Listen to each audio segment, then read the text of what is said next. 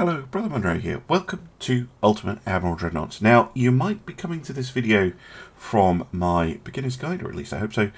This is intended very much as a follow-up to that video, so you kind of know how to get in and build a ship, but you are wanting to go to the next level. How do you build a balanced ship? Now, there's two ways of looking at a balanced ship. One is to think about its physical balance, so for fore and aft weight offset, pitch and roll, and I will be covering that. And the other is how do you build a balanced ship in terms of speed, firepower, protection, and importantly, now that we have the campaign, cost. So I will be covering all of that in this video, or at least trying to, and the aim is to help you to build better ships for your campaign. I will be focusing on a battleship, but the same principles apply to your other vessels. It's just that your battleship design is the key component of your campaign build. If you have a good battleship design, it can really help you win through the campaign. Now, if you are an experienced Ultimate Admiral player, you probably know all of the stuff I'm going to be talking about in this video, but thank you very much for watching anyway. So, the first thing to do is to talk about the selection of your hull. Now, Italy in 1930 gets 3 hulls, and I'm going to be using this one, the Modern Battleship 2, but I want to talk about the other two because some players find physically balancing their ships very difficult, and something to look out for if you're struggling with that are things like this. You see this break, a step down from the main deck to the quarter deck. This sort of thing, this makes balancing your ships much harder. So any hulls that have this kind of hard-coded restrictions on them, they are harder to build on. And that is particularly true of the hulls that you get very early on, the pre-Dreadnoughts, which have loads of kind of cruft all over them that makes them very difficult to balance out, very difficult to build. Balanced ships. This type of hull is the easiest to build a balanced ship on. Nice, large, flush deck with no weird little things. These boats will disappear if you put components near them. Much easier to build on this type of hull. But I'm going to go for one that is kind of in between. We have the quarterdeck down here. We have a break, so this is a hard-coded issue, but I also get a large flush deck. Now, the next thing to talk about is displacement, beam, and draft. Now, a lot of players, when they're new, will want to just go, I want the biggest ship possible.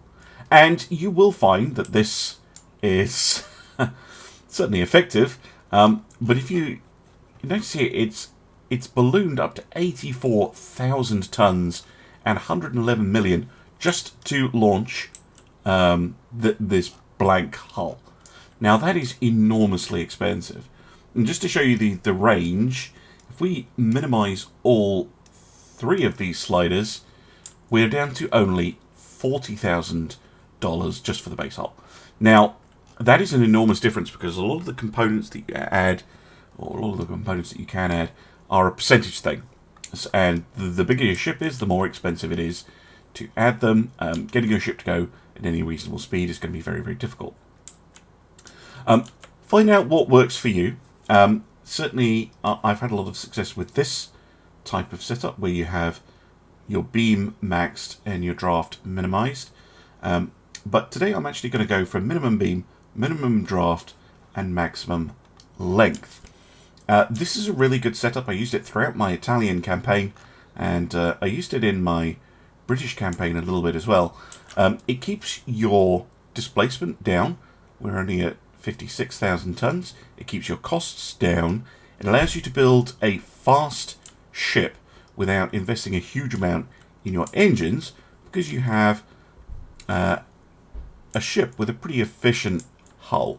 The hull form stat here is pretty high, 115, which is very nice indeed. and you have a nice long hull that means that you can move components around, and that makes it easier to get your pitch and roll and your weight offset down to the minimum levels. So, what about your bulkheads? That's the next thing to kind of consider. So this is obviously your protection level, and we're trying to build a balanced ship.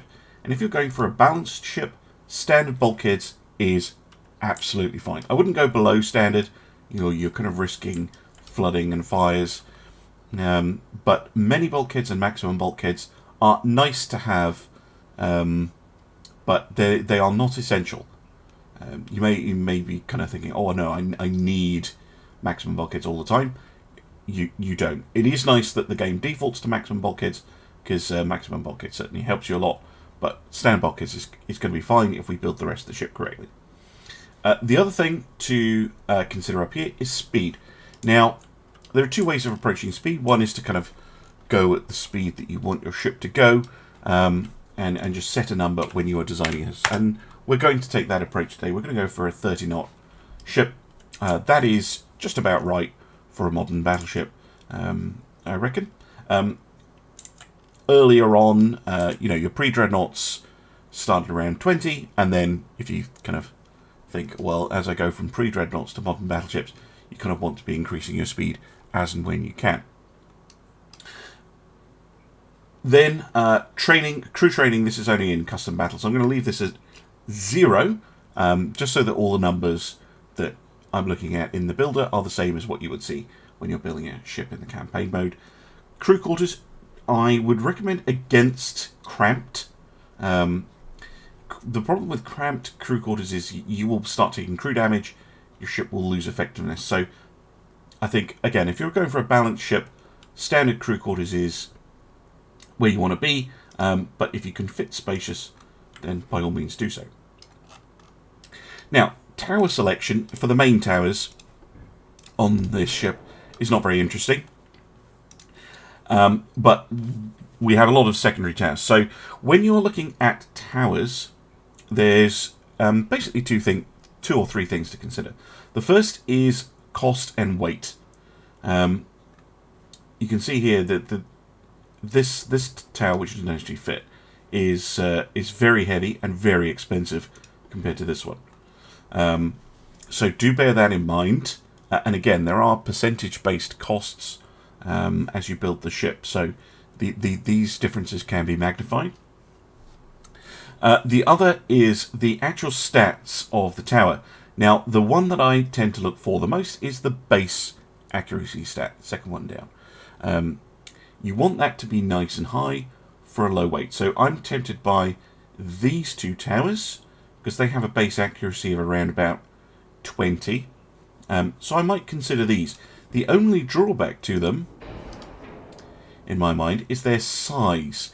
These are quite big, and this is the last thing you have to consider with towers, because the larger the tower, the harder it is going to be to balance your ship out, but also the larger your citadel is going to be, and the heavier your ship is going to be. So towers like this, which are fairly small, are tempting. The one thing you have to watch out for with these is, with this combination of towers, I have no funnel mount. So I will have to put a funnel in between manually.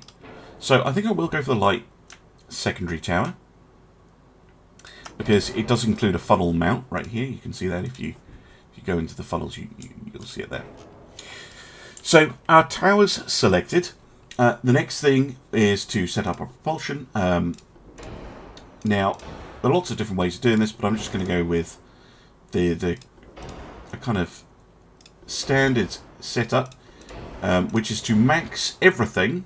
Go for double geared steam turbines, or geared steam turbines, or turbines if you are building ships. Turboelectric diesels and gas turbines are slightly different in how they work, but if you stick with the turbines, you'll be fine. The other thing is the auxiliaries. Now, I tend to find that an auxiliary diesel is more than enough. is perfectly sufficient. Going for the battery systems is lovely, but you can see here that they have, unlike the diesel engine, they have a hull weight modifier, and they also have engine weight modifiers that mean that fitting these things, it can be extremely expensive. These are nice to have, but not essential. So, aux diesel, that's all you really need. Now, we have this set up. We can look for our funnels. Now, we have up to 66 smoke interference, meaning we could probably fit the biggest funnel no problem, and that would give us 100% engine efficiency, which is exactly what we want. But we could use progressively smaller funnels.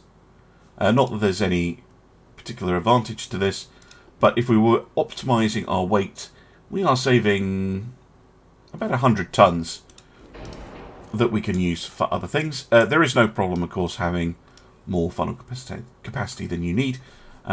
If we went for the tall angled funnel 1, we could actually make the ship go faster if we wanted, but we are going with a 30-knot ship. We kind of gone, no, that's as fast as we want to go. And that's absolutely fine. The next thing to do is to choose our guns.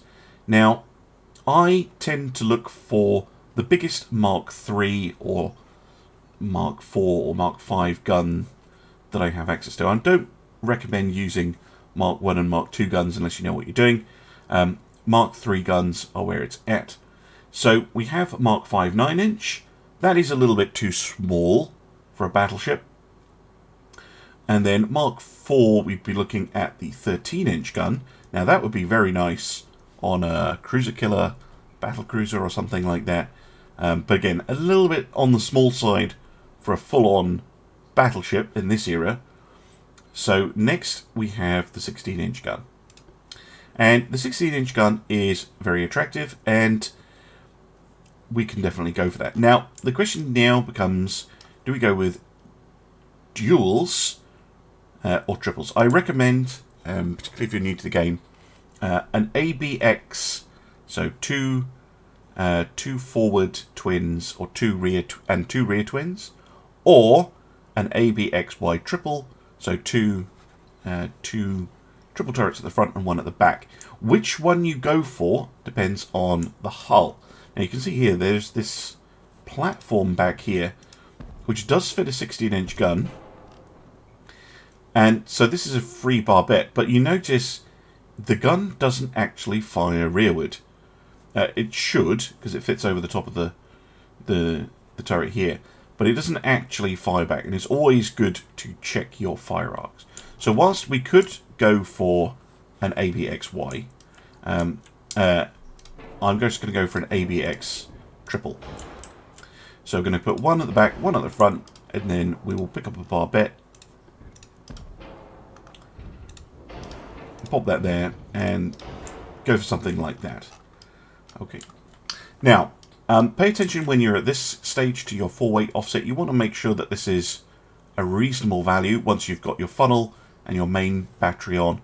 As long as it's not gone yellow or red, according to the game, as long as it's in the blue, then you know we can fine-tune this at the end. Now, the guns themselves, these are 16-inch 50 caliber guns, and the next thing I would do is balance your gun setup. So I would go down to your armament section.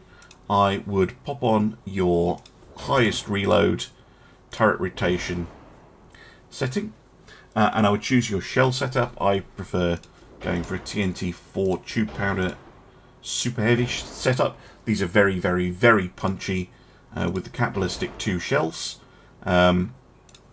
Incendiary, the high explosive shells, I tend to go for a base fuse with this sort of setup, but I tend to go for this side. Some players prefer going this way. I'm just going to max both of them. So we have ultra punchy shells for both, and because it's a battleship, I'm going to go increased AP.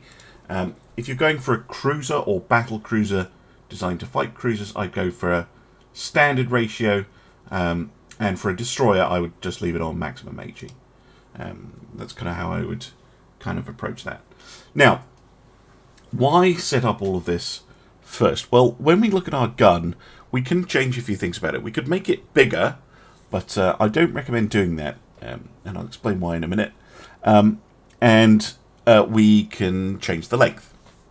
Now, if we increased the size of this gun, we would be setting ourselves up for a little bit of a problem, because the next gun up is a 17-inch Mark II, which means that as we go from 16 towards 17, we're losing the advantage of that Mark III gun. Now, there's no problem if you take a 15-inch gun and put on a 15.9, but 16 is the largest caliber we get with the full bonus of the Mark III. So I'm perfectly happy leaving them as a 16-inch gun. I don't want to increase their caliber at all. The next thing is the length. Now, how to set your length is, I would do exactly what I've done here. I would set up my armament section, and then I would look at my rate of fire stat, which I can't mouse over, but hopefully you can spot it. It says 1.04 rounds per minute. Now, that is not terrible, but it's not particularly good either. You want your main battery to have a rate of fire of, I'd say, at least 1.5 rounds per minute. So whilst these 16-inch 50 guns are very nice, they aren't quite what we're after. So I'm just going to reduce them a little bit to a 45 gun and have a look. Now, that's 1.3 rounds a minute. That's not quite 1.5, but once this ship gets a crew, and that crew is trained on the gun, we should see that rate go up a little bit. But it's better. You know, it's not quite what you would want, but it is better. And of course, as we progress through the campaign, we do have access to the Auto 2 loader, which will improve this even more. So that is kind of how I would set it up, and conveniently enough, 16-inch 45 guns were in fact, historically speaking, kind of the cutting edge, best of the best in, 1930. That's kind of what ended up going on the North Carolinas and the South Dakota class, I think. I think they used a 16-inch 45 gun. It wasn't until the Iowas that you got the 1650s. So the gun lengths in the game, the default gun lengths are a little bit too long once you get to these later ships. Just reduce it a bit. If you have a very high rate of fire, over 2 rounds a minute, consider lengthening the gun. That will give you more accuracy, better pen, and better ability to punch through enemy ships. But you want to balance it. And the best thing to look at for balancing it is the rate of fire. So try and get that about right. Right, the next thing to balance with our ship, of course, is whilst we have the firepower to deal with other battleships, we do not have anything to protect ourselves against smaller vessels. Now, there's lots of approaches you can take to secondary guns, but basically you want to get as many as you can in without overloading the ship. So a 4-inch gun here would be very nice, and I can fit one there, and I can probably fit some along the side here. Another thing to look out for is if you can fit any of these little barbettes. Sometimes you can. So we can get that one in. It looks horrible placed there, so I maybe won't. But we can get some 4-inch guns tucked in here. I know the mounting points are there, but you can ignore the mounting points if you hold down the control key on your keyboard. You can place components freely. So if you just place a little 4-inch battery of 4-inch triple guns, that should give us the firepower to deal with destroyers at range, or at least hit them. And we might even be able to get a couple of smaller 2-inch guns in as well. We can indeed, which is, again, nice to have just in case a destroyer or a torpedo boat or something gets really close to you. I like to have a kind of heavy secondary and then just 2-inch guns spread wherever you can. If you can't fit the triples, check out the duals and the singles. Sometimes you can squeeze in some extra guns. We could also put guns down here, but we'll leave that for now. In terms of your secondary guns, generally speaking, they have extremely high rates of fire, so you're best off just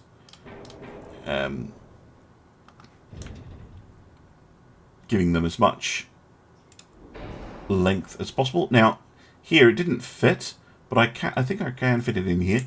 You can rotate turrets with the T and R keys. It does not mirror that when you do it.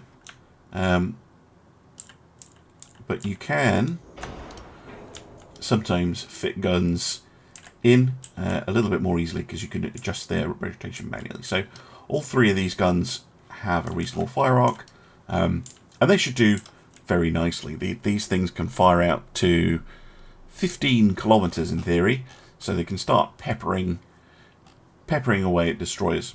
Again, you can fiddle around with caliber lengths. For instance, we could make these 4.9-inch guns, although they're going to start complaining about how they fit.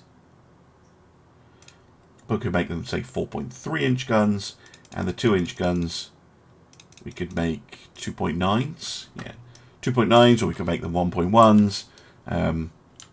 Whatever you prefer. Very, very much up to your personal taste. What you kind of do there. The next thing we need to look at then, so we have our firepower, we have our speed. The last kind of thing that we need to worry about is protection. Although we should mention that we should get this sorted out. So obviously you want the best radar set you can get. You want a rangefinder so that your guns can actually hit something. I prefer the coincidence rangefinder. This is simply because they are half the weight increase of a stereoscopic. They also give you +10 base accuracy. It works at all ranges. And the stereoscopics only give you long range accuracy. So your coincidence rangefinder assists your secondaries as well as your main guns. This I'm just not as much of a fan. And the gun aiming speed bonus means that you can deal with multiple targets closing in against you. It's just my preferred setup. If you prefer long range snipers, go for the stereoscopic.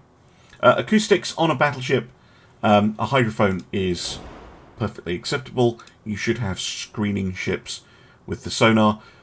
The sonar is not cheap.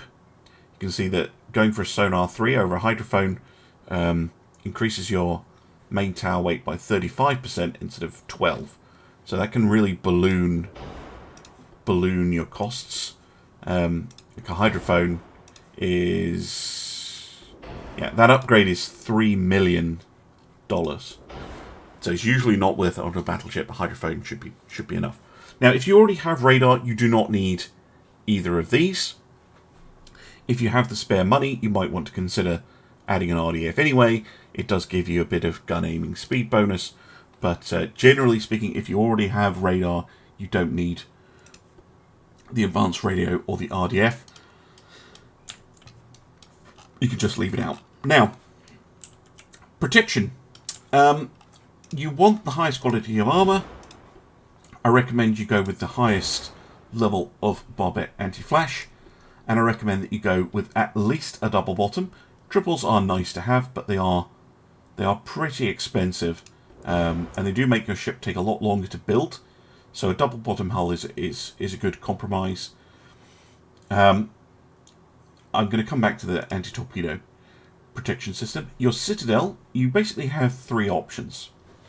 Now, I would generally recommend you go with the all or nothing armor scheme, but I will actually show off what you can kind of do with all 3 in a moment. Anti-flooding, you want to have it the best possible. The same with your reinforced bulkheads. Anti-torpedo is a personal choice for the designer. If you're playing the campaign, even now they've added dud torpedoes, I recommend you go for the highest anti-torpedo you can get your hands on. Yes, they are very heavy. Yes, they are expensive, but they are worth it. Even if you never use it, much better to have the anti-torpedo system than not need it, because the AI loves its torpedoes, absolutely adores it. Not important in custom battles if you're just fighting another battleship, but you definitely want, in the campaign, you want this as high as possible. So, what about your armor? So there are 3 schemes we could choose. We have the Armoured Citadel, the Turtleback, and the All or Nothing. If we went for an advanced Armoured Citadel, that's the Citadel 3, then as a rough rule of thumb, what I'd be looking for with my armour is I'd start off with the main belt, and the rule of thumb is you take your main caliber, which is 16 inch, and that is what you want your main belt to be. Simple as that. And then I would take whatever my main belt is, and I would half it, and that's what I want my main deck to be. Straightforward setup. For the turrets, I would usually take my caliber and I would add 2, so go for an 18, half the 18, that's 9, and I would usually make sure that the barbette is the same thickness as the sides. Now for an armoured citadel, I would then go onto the fore and aft belt, and I would have them half of my main belt, so 8, same as the deck, the main deck, and I would have my main deck be half of the fore and aft deck be half of the main deck. The superstructure, I would try and get the same as my fore and aft deck, and the tower I would then put as the same as my turret face. That leaves me my inner deck and my inner belts. The inner deck I would have as the same as my foredeck, so 4 inch. The first inner belt the same as my fore and aft belt, so 8, and the second inner belt half as much again, so the same as the fore and aft deck for 4. And that is a very, very simple setup. The secondary guns armor, really doesn't matter, and we can't really armor them up anyway. And as you can see, we have a ship. It is reasonably well balanced. We can perfect this later.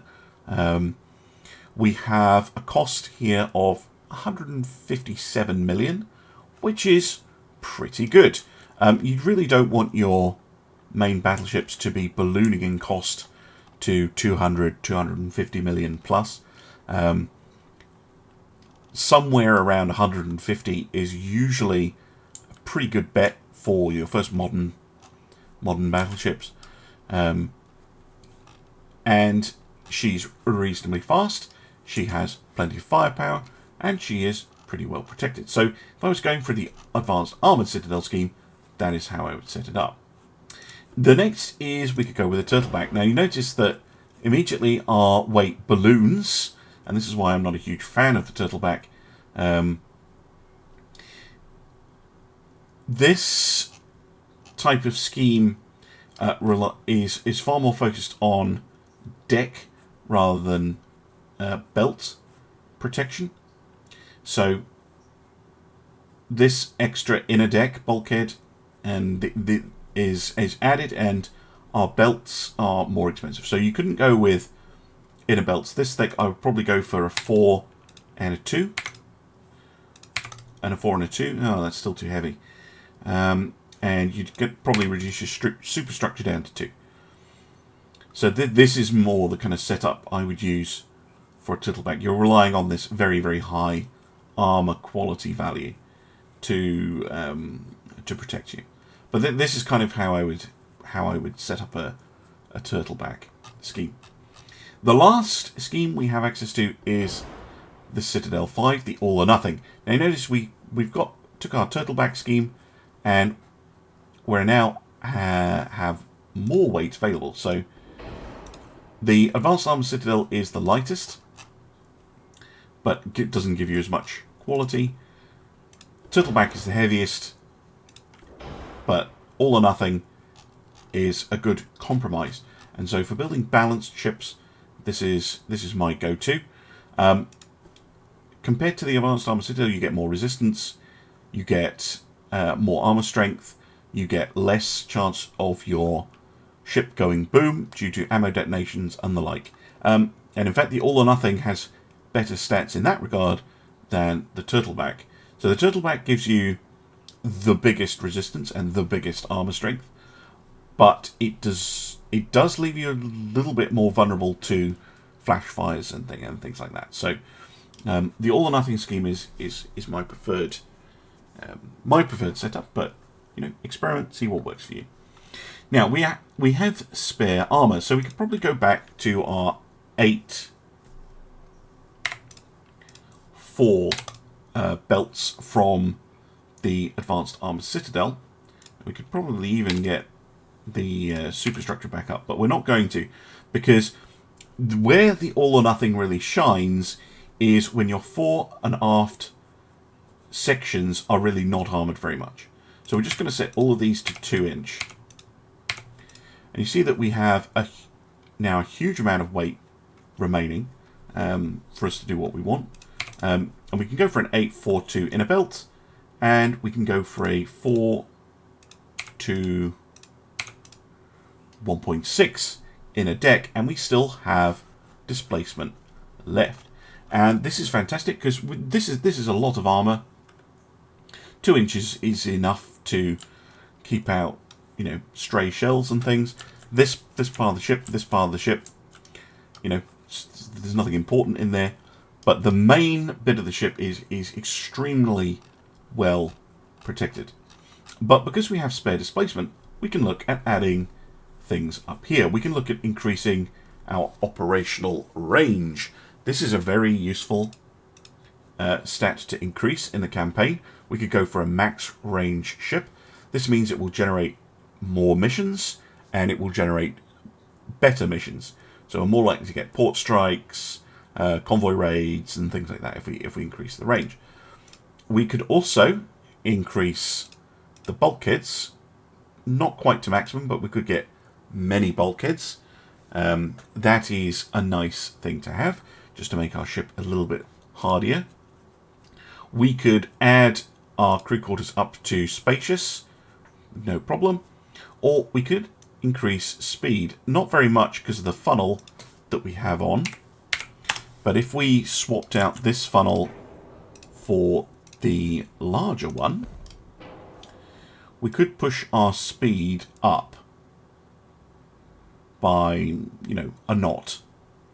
So we could have a 31 knot ship with spacious crew quarters, increased range, and I can't get the mini bulkheads in. But you could go for this, or you could go for a different setup. Go for many bulkheads, keep the 30 knots, and increase the range, or something like that. You can fiddle around with this to get the ship that you want that helps for your situation. Right, the last thing to do is what I would kind of call noodling. So this is kind of getting the ship fully optimized and completely balanced. 2.2% is absolutely fine, but we do have a very slight forward weight offset. What can we do to reduce that? Well, the best thing to do is to pull your front turrets towards the center of the ship. And the reason you want to do that is because this shortens your citadel, which will actually give you a little bit more displacement back. Just make sure that the fire arcs on your guns are still decent. So we could do that. So that would be my first go-to. And that's given us a little bit of displacement back, which means that we can actually push the rear turret back a little bit. Again, I'm holding down Control to do this. And we're getting our full weight offset down to 0.1%. Now, a 0.1% longitudinal weight offset has barely any impact whatsoever. 0.1% rudder shift speed. yes, it's not absolutely zero, but it's so close to zero that it doesn't really matter. You notice here we have a pitch of 20% and a roll of 14. That's pretty good. Our engine efficiency is 100%. We have virtually no weight to offset whatsoever. And our total cost has ended up at 167 million, which is expensive. Like, these are an investment, but that is not crazily expensive. Your starting budget in 1930 is typically over $1 billion. Sometimes it's significantly more. And that means you could build, you know, a reasonable number of these, five or six, and still have plenty of money left to build cruisers and such. So here we have a balanced ship, both in terms of its handling and in terms of its design. And I hope that you have found that this has been useful. Hopefully you've learnt something about how to design ships in Ultimate Admiral. But we can try her out. We can see how she performs. Now, I haven't designed the enemy battleship, but the AI, I'm sure, will give us something interesting to have a look at. Here we go. Oh, my goodness. It's a... looks like a Richelieu and a Deutschland had a weird battleship baby. Oh,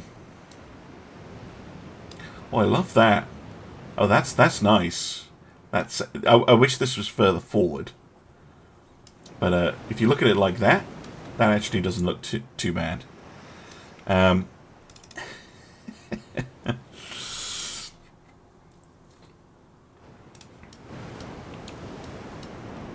Our ship, I think, looks absolutely fantastic. You can see straight away as she's moving through the water that she's very level. She's very stable. She should also turn pretty well. Lots of people look at the turning circle stat. That doesn't really tell you everything about how a ship will handle. You need to actually take the ship out on the water and move it around to see how she handles. So, there we go, firing away. We're just going to approach firing all 9 guns. We can see our accuracy starting off pretty rubbish. It's a very long range, and we do have a cadet crew, which is probably a little bit unfair to the ship.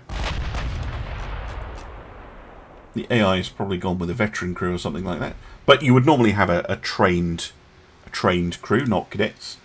But testing a ship out with cadets is a good way to check that you have a decent design. Because if you can perform with a cadet crew, then having a well-trained crew is obviously just a massive bonus. So we're at about 15 kilometers. Yeah, target fast speed. Is it a particularly fast ship? That's interesting. Certainly has big guns. 18-inch guns. But you can see here we just took a hit from an 18-inch gun and we blocked it. So the arm scheme showing its worth.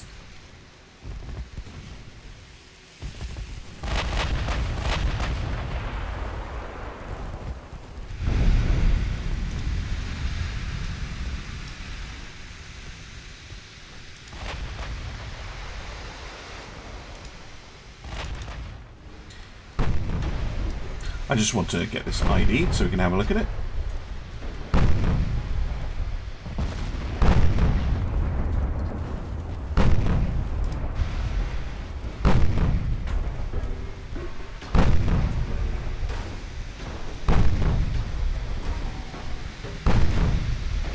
Here we go. So, let's have a look at the AI and what the AI has come up with. Has 18-inch guns. These are very, very slow firing, that 0.57 rounds a minute. That's really going to hurt them. They've spent 202 million on their ship. They do have a trained crew. Their speed is good, just a knot slower than us. They have plenty of secondaries. Their armour scheme, actually, for once, is not bad. And the rest of the ship is okay. So the AI has actually produced something not terrible for us to try out our ship against.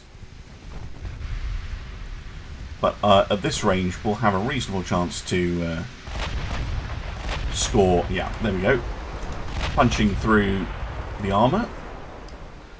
And the secondary guns are proving useful, even in this type of engagement, to just saturate the enemy with fires.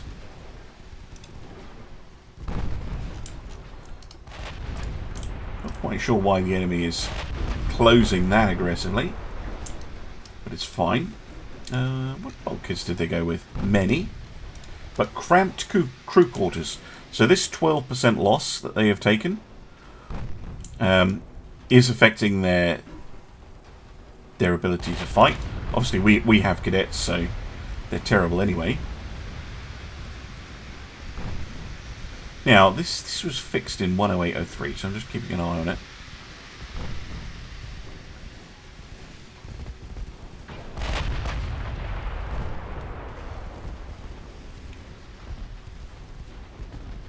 But you can see here the Hong Zhang has taken a fair amount of significant damage.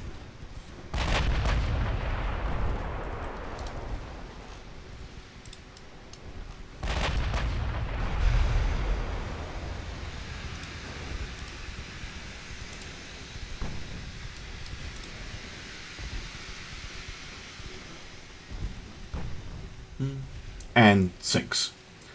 We have taken virtually no damage at all, and that was not a bad design that the AI was coming in with. But you know, we were a cheaper ship, and we were able to take them out. And they had bigger guns than us. They were a little bit lighter, but yeah, we only took 178 damage. That's it. From 18-inch guns. So you can see the rate of their rate of fire really hurting them, because they weren't able to get shells on target. We, however, were, and we were able to go through their armour, which wasn't terrible by any means. Proof that building a balanced ship does, in fact, work. Anyway, I hope you have enjoyed this video. I hope it has been useful to you, and if this is the first video of mine that you are seeing, thank you very much for watching, and go check out my campaigns and custom battle videos and the Battleship League that I've done with Drakenifel and stuff like that. But in general, thank you very much for watching, and I will see you again soon for some more Ultimate Admiral Dreadnoughts. Bye for now.